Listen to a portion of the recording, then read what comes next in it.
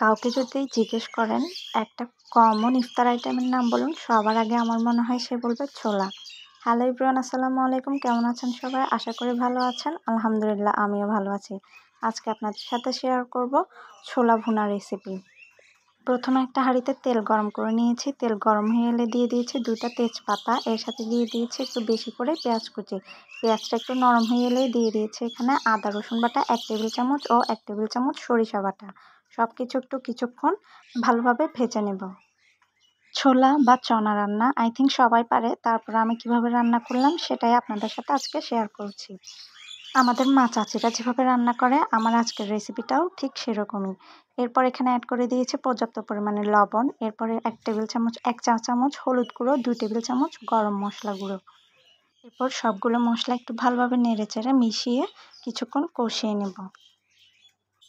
ইফতার আইটেমে আমরা যতই হেলদি খাবারের কথা বলি না কেন, ছোলা, ভাজা পোড়া এসব ছাড়া যেন ইফতারি জমতে চায় না।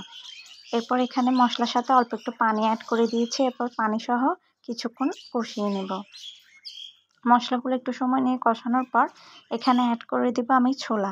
এই ছোলাগুলো আমি সারা রাত ভিজিয়ে রেখেছিলাম পানিতে। এরপর পর্যাপ্ত পরিমাণ পানি দিয়ে সিদ্ধ করে নিয়েছি। তারপর এখানে অ্যাড করে দিয়েছি ম্যাশ করে রাখা আলু। এখানে আমি আলুগুলোকে হাত দিয়ে ম্যাশ করে নিয়েছি। এভাবে হাত দিয়ে ম্যাশ করা আলুগুলোই ছোলাতে কেন জানি একটু বেশি মজা লাগে। এরপর এখানে অ্যাড করে দিয়েছি টমেটো কুচি ও কাঁচামরিচ কুচি।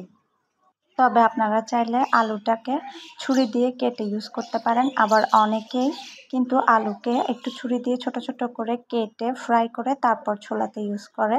সেটাও খেতে কিন্তু মজারই হয়। এরপর সব কিছু খুব ভালোভাবে একসাথে নেড়েচেড়ে মিশিয়ে নেব। রমজান অর্ধেক শেষ হয়ে গেলেও কিন্তু আমার এই রেসিপিটা এখন দেওয়া হচ্ছে।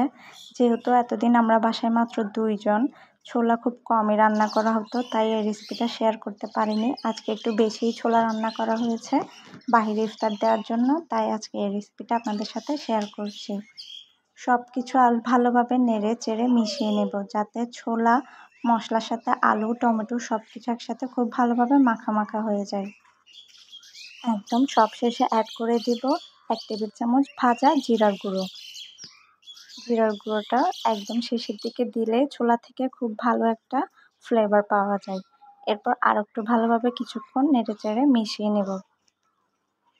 পুরো রান্নাটাই আমি চুলার লো মিডিয়াম হিটে করেছিলাম। আচ্ছা, খুব ভাইরাল একটা টপিক চলছে এখন, ছোলার সাথে জিলাপি, মুড়ি মাখার সাথে জিলাপি সবার কেমন লাগে? আমার কিন্তু সত্যিই ভালো লাগে। আপনাদের কেমন লাগে কমেন্টে জানাতে পারেন। সবাইকে অসংখ্য ধন্যবাদ। আল্লাহ হাফেজ।